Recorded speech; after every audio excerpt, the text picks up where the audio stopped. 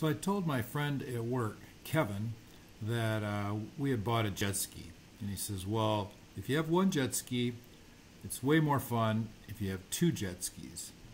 And he said, if you want to have even more fun than that, he said, wait for a nice weather day and take your jet skis out onto the big water, like Little Traverse Bay or Lake Michigan. And he said that'll be a lot of fun. So when I mentioned that to Brent, Brent said, you know, I've done an adventure similar to a big water adventure, but I didn't do it in a jet ski. I did it in a boat. And he said, my dad and I went from Mullet Lake through the Sheboygan River, I think it was, and then from there we went to Mackinac Island, and we did that in a boat. So the idea was born to do a jet ski ride from Crooked Lake all the way through to Burt Lake, into Mullet Lake, and then into Lake Huron, and then all the way across to Mackinac Island on jet skis. So we invited Paul. We made a list of things to bring, and the rest is history. Here we are at the boat launch at Crooked Lake. Note the height of the sun in the sky. It's about 8:20 in the morning, and we are ready to roll. So in the second video clip here, we are about halfway through Crooked Lake, and we hit our first no wake zone. And what that means is the jet skis have to just putz along at a very slow speed. And so we're just getting into the trip, and we're kind of slowed down by the no wake zone. So here we are at the end of Crooked Lake, just after coming out of the Crooked Lake Lock. Cost us $30, but that included a round trip ticket so we could get back through the locks at the end of the day. So here's an image that kind of shows our overall activity for the day.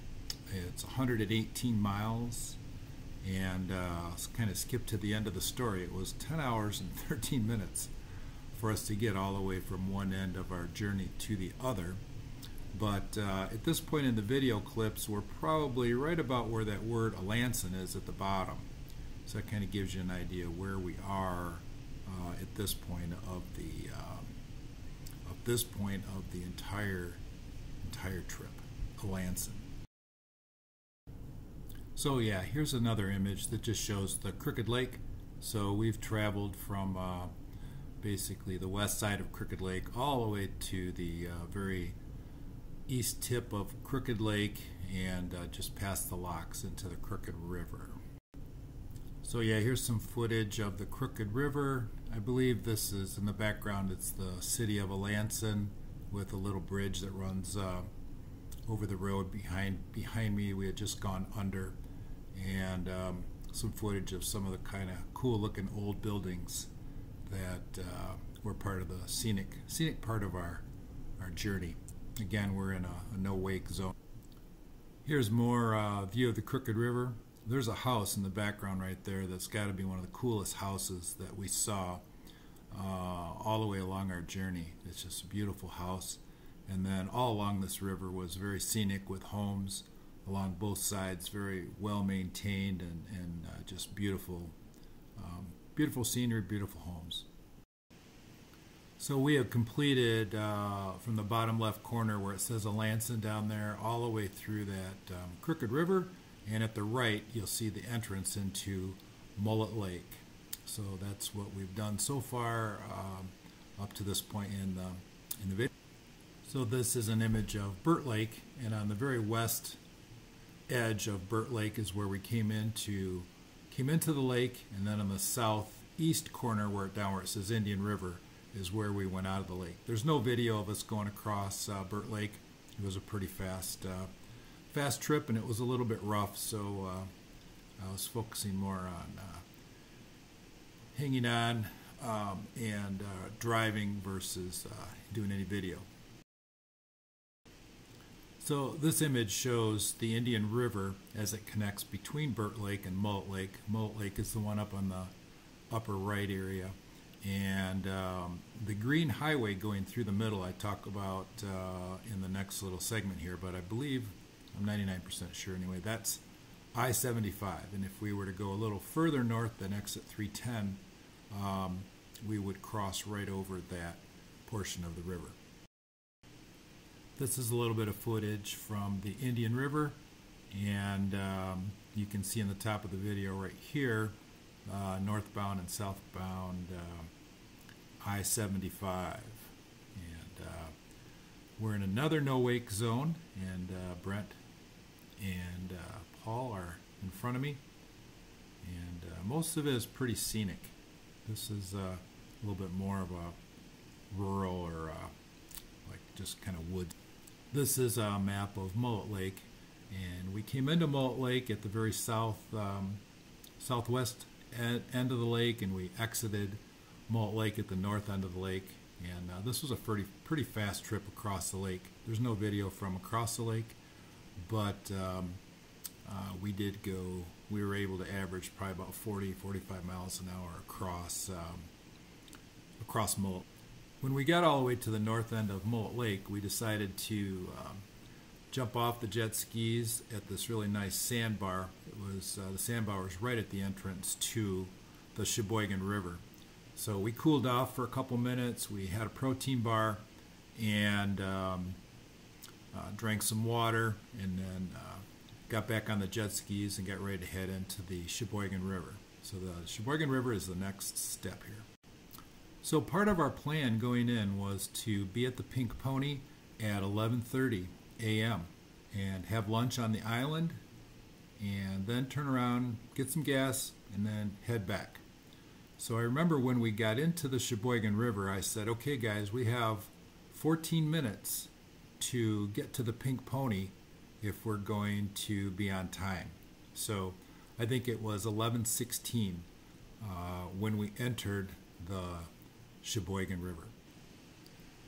So this is kind of an image of the very north end of Mullet Lake, and then in the upper area you see Lake Huron. So in between there is the Sheboygan River.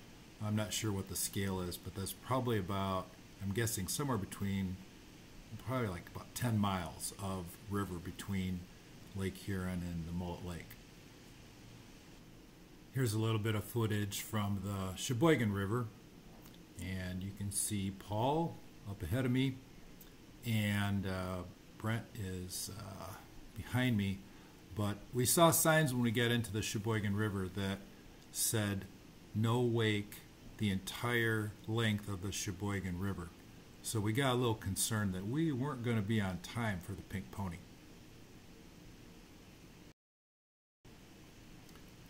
Here we are in the Sheboygan River. This is at about the 40-minute point of being in the Sheboygan River, and it was no wake the entire way, and at the 40-minute point I think we were about halfway through the Sheboygan River. So yeah, it took an hour, probably over an hour, hour and a half, something like that, to go through the Sheboygan River. And as you can see here, Brent had plenty of time to watch a Netflix movie or get caught up on his episodes of The Sopranos or update his Twitter status or whatever. We had a lot of time to just enjoy the scenery and relax, and that's it. Eventually we got out of the Sheboygan River, and we headed kind of straight across toward Bois Blanc Island. The wind was kind of coming from the north, the west-northwest, and so we were zipping across some pretty big water. I'm not going to say that it was like enormous seas or anything, but it definitely challenged us to, go slow, to really pay attention to the waves, hang on, and we were stand-up riding most of the time, using our legs to kind of, pick up the shock from the waves as we came up and down through the waves. So it was challenging riding, and we were able to average about 15 15 miles, 10 or 15 miles an hour between the Sheboygan River and Mackinac Island.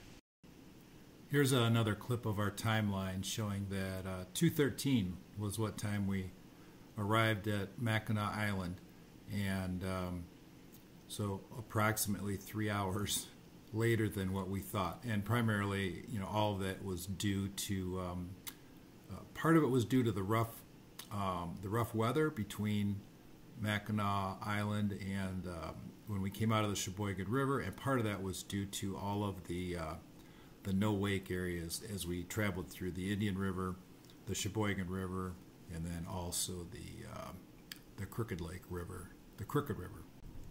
And here we are at lunch. We're all in one piece at the Pink Pony, but we did realize that if we didn't make better time than what we did on our way there, we were not going to get back while it was still daylight. And here's just a little bit of video as we were walking back to our jet skis after lunch. And Mackinac Island was not super crowded, but there were a fair number of people.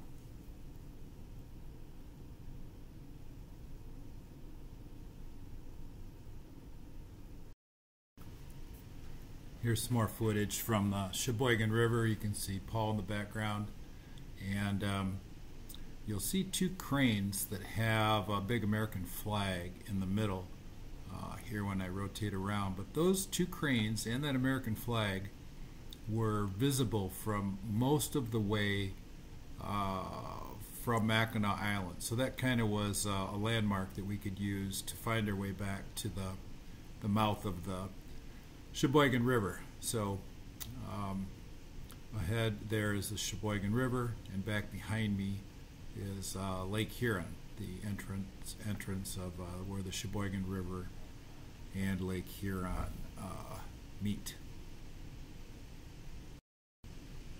More footage from the Sheboygan River. There were people having a lot of fun around this area. There was some kind of a bar, restaurant that was right on the water, and there were tons of boats around here. So this would have been about dinner time, probably about 5 o'clock, 6 o'clock, somewhere around there.